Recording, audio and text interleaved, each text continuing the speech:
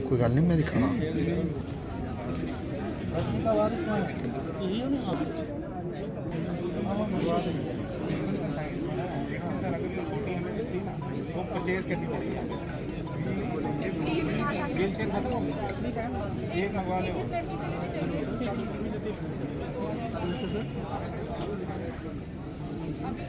Sir इनके लिए मंगवा रहे हैं हमें सर 4 बोला फिर 6 बोला आप वो एक और एप्लीकेंट मंगवा रहे हैं हेयरिंग एड वाला भी सर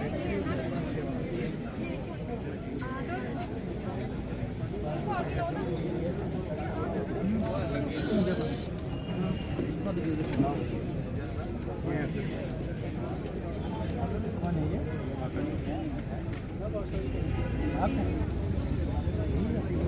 नहीं देता करवा दिया था डॉक्टर उनका फॉर्म भरा लिया ना डॉक्टर से कानों वाले डॉक्टर को बुलाना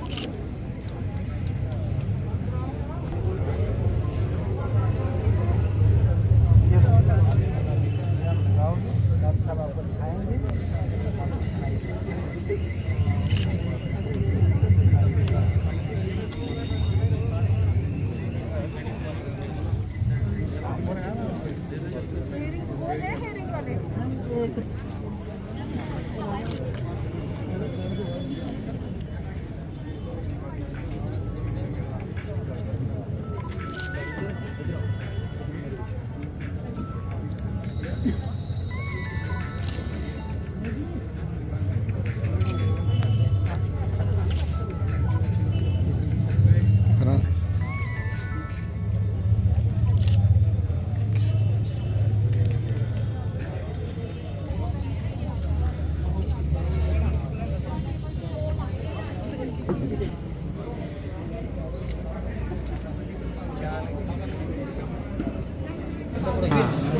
आज के जो नेशनल लोक अदालत हो रही है पूरे हिंदुस्तान में हो रही है और इस बार यहाँ हमें अचीवमेंट ज़्यादा है। तकरीबन हमें लगता है 10,000 केस हम आज डिस्पोज ऑफ करेंगे। सबसे बड़ी बात जो है पहली बार मैं कुटवा में देख रहा हूँ कि मियाँ बीवी मिलकर अपने घर इकट्ठे जा रहे हैं। इस वक्त तक तो मुझे कोई ऐसा केस नज़र नहीं आया था, लेकिन आज मैं बहुत खुश हूँ कि मियाँ बीवी अपने घर जाएंगे। तलाक के बदले वो इकट्ठा रहना पसंद कर रहे हैं। आज सोशल वेलफेयर डिपार्टमेंट की तरफ से हमें तकरीबन 8 व्हील चेयर, 4 हियरिंग डिवाइस गरीब लोगों को जो अभी हमने यहाँ इनको फराहम किए। और एक अच्छी बात है कि सुप्रीम कोर्ट डायरेक्ट आज हमसे लिंक कर रहा है। तो ये पहली बार हो रहा है कि कुटवा में डायरेक्ट लोक अदालत का लिंक सुप्रीम कोर्ट से हो रहा है, जो हमारे लिए एक एप्रिसिएशन की बात है। तो ये लोक अदालत मुझे लगता है हर एक के लिए बेनिफिशियल रहेगी, क्योंकि इसमें खर्चा नहीं है। दोनों तरफ से विन विन की बात है। ये नहीं कहेगा दो में से एक पार्टी की हमने जीत लिया और आपने हार लिया, बल्कि दोनों कहेंगे कि हमने जीत लिया। थैंक यू इतना सारे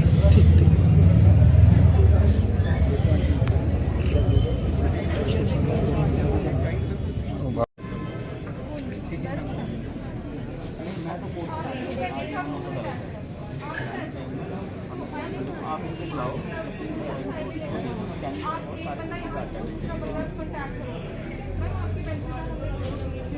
ठीक है बात हो रही है आप जाओ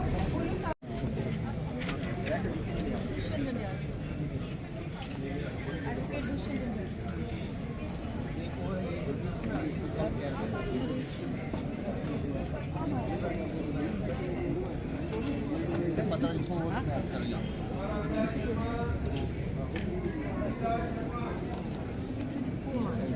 कंप्लेंट में इसने खाली छोड़ दे आप जब लिखते हैं तो आप उसका आई कार्ड नहीं चेक करते हैं? सर इसने कंप्लेंट ही का बयान आईओ का बयान करो पहले।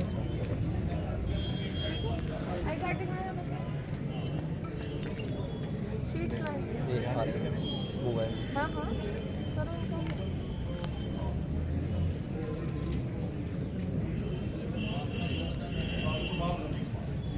इसका नाम जय कुमार है और आपने यहाँ लिखा हुआ है Sonu Kumar.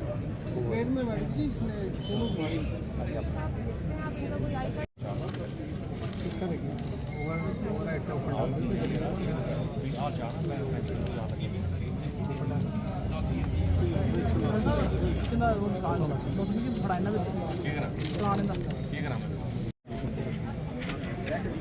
Dushyant दंडियाल, advocate Dushyant दंडियाल।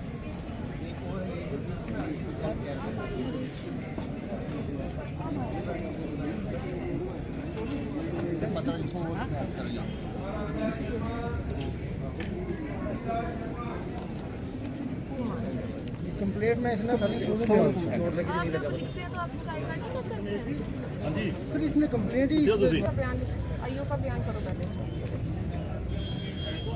I card दिखाया मुझे। शीट्स लाए। हाँ हाँ करो इनको।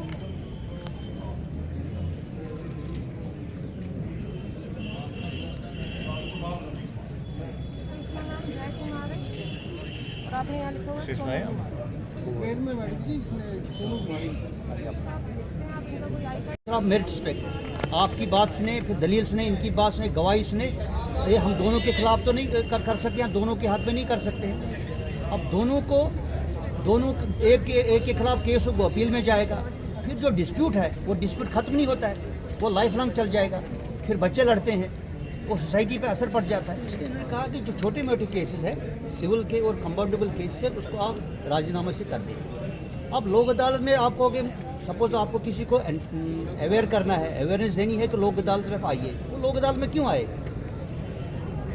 उनको कहना है सबसे इसमें है कि यहाँ विन विन सिचुएशन है, ना कोई यहाँ हारता है ना कोई जीतता है। कॉम्प्रोमाइज़ में ना कोई हारता है ना कोई जीतता है। और भाईचारा जो सोसाइटी में ब्रदरहुड रहता है, जो भाईचारा रहता है ना, इनकी लड़ाई झगड़े खत्म हो गया, आपस में मसला हल हो गया, तो फिर लड़ाई जड़ से खत्म हो गई आगे वक्त के लिए भी। अब उसमें ये है कि विन विन सिचुएशन है, मतलब दोनों ने ना हारा ना जीता, दोनों खुश है। तीसरी बात है समय बच गया। जो हमने कोर्टों में देखते हैं, कभी वकील साहब नहीं आते हैं, कभी प्रोसीजर लंबा चौड़ा होता है, फिर जवाब देना है, फिर गवाही लानी है, कभी गवाह नहीं आते हैं, कभी वकील साहब नहीं आते हैं, कभी टाइम लग जाता है गवाही लेने में। गवाही आजकल बहुत लंबे गवाह भी आ जाते हैं, फिर गवाहों को समेटना, फिर बहस। अब कितना टाइम लगता है? एवरेज जो है बड़ा टाइम लगता है, अगर हम देखनी चाहिए। एक तो टाइम की बचत भी इसमें है कि नहीं है?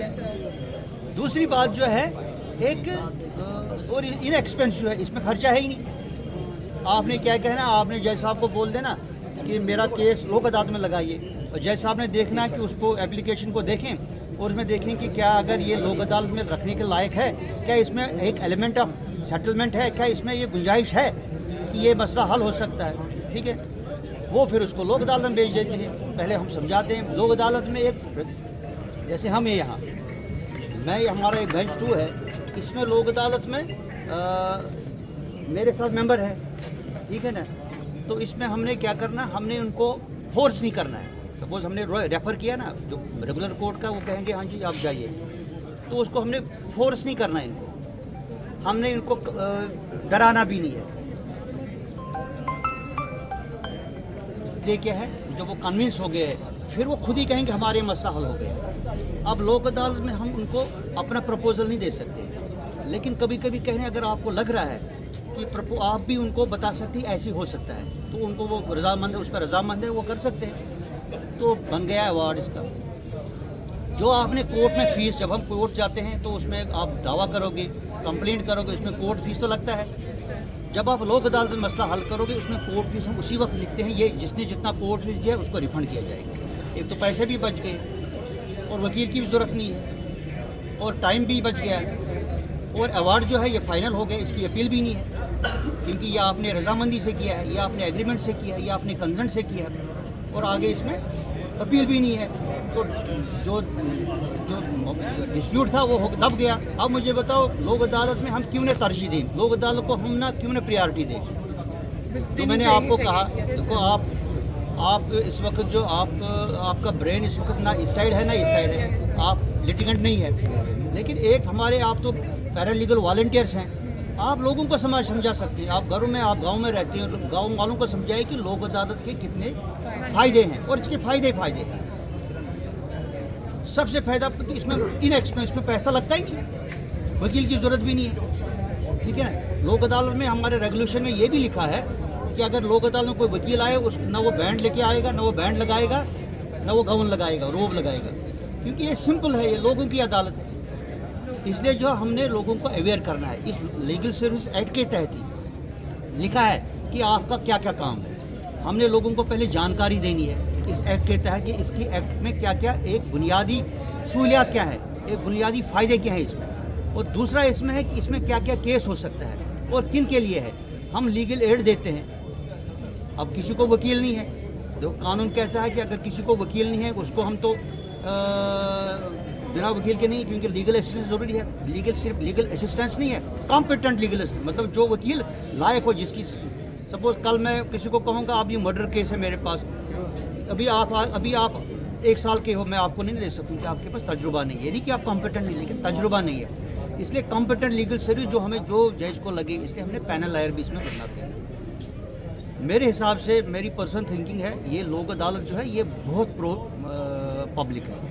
इसमें लोगों को खासकर जो ये रिकवरी सूट्स है, अब मैं आपको बताता हूँ कि बैंक वाले रिकवरी सूट करते हैं, जब 1 लाख का होता है वो वकील साहब चलाते हैं, उसको हम भी चलाते हैं, चलता आगे आगे चल जाता है, लेकिन इसमें फिर बाद में 10 साल के बाद इंटरेस्ट भी देना पड़ता है।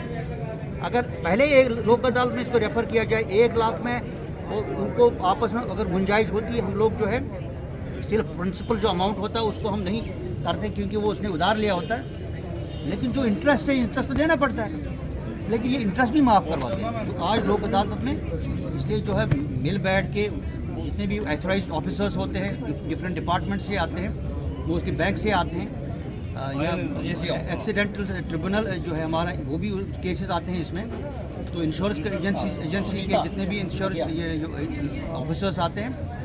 तो कहने का मतलब है कि ये लोक अदालत में नुकसान नहीं है, इसमें बेनिफिट ही बेनिफिट है, लेकिन अवेयरनेस तो ज़रूरी है। और हम कहीं के जब लोग जो है ये पहले वकील साहब हमारे थे, इनको लगता कि अगर केस निकल जाएगा तो फिर हमारे पास केस खत्म हो गया, लेकिन ऐसे नहीं है, हमने समाज का वो हम पर्सनल देखते हैं। अगर मैं भी अपना देखूँ मुझे क्या फ़ायदा है इसमें, वो मुझे लगता है वो खुदगर्जी है, लेकिन हमने देखना है फ़ायदा आवाम को, पब्लिक को कैसे, सोसाइटी को इससे फ़ायदा। मुझे जो लग रहा है कि इसमें इसीलिए कि सुप्रीम कोर्ट भी कहता है कि जितने भी हमारे पास कुछ ऐसे केसेस पेंडेंसी है जिसको हम लोक अदालत में ख़त्म कर सकते हैं, और उसमें इतना कोई लंबा चौड़ा रॉकेट साइंस है, कानून की ज़रूरत भी नहीं है, पार्टीज़ को मिलाना है और इसके लिए मीडिएशन भी ज़रूरी है, वो भी एक ADR का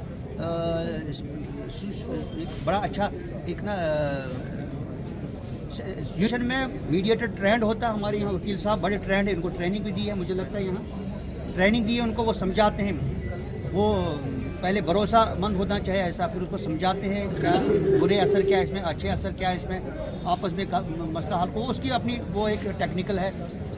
मीडिएटर को कैसे आप ना, जैसे हम कहते हैं बुज़ुर्ग घर में समझाते थे बच्चों को तो समझ जाते थे। इस वक्त जो हम लोक अदालत में हमारा रोल सिर्फ कंसलेशन है, कंसलेशन को हम पार्टीज़ को नज़दीक ले आएंगे, सेटलमेंट पे ले आएंगे, मजबूर नहीं करेंगे, न किसी को धोखाधड़ी से, न किसी को लालच से, न कोई दबाव में, वो खुद पार्टीज़ आएंगी दिल्ली और अपना मसला हल करेंगे। इसलिए जो है मुझे लगता है आप लोगों को, आप लोग लॉ स्टूडेंट्स हैं, आप लोगों को अभी आपको 5 साल और पढ़ना है, लेकिन बीच बीच में जो अवेयरनेस आपकी कॉलेज में और भी कहीं जिनके साथ आपकी इंटरेक्शन होती है उनको कहिए कि इस लोक अदालत में फ़ायदे हैं, जो मैंने आपको कहा यही नटशल है। प्रसार करना है, प्रसार मैंने बताया, प्रसार आपने करना है, आगे पहुँचाना है, तब हम भी कामयाब हो जाएंगे।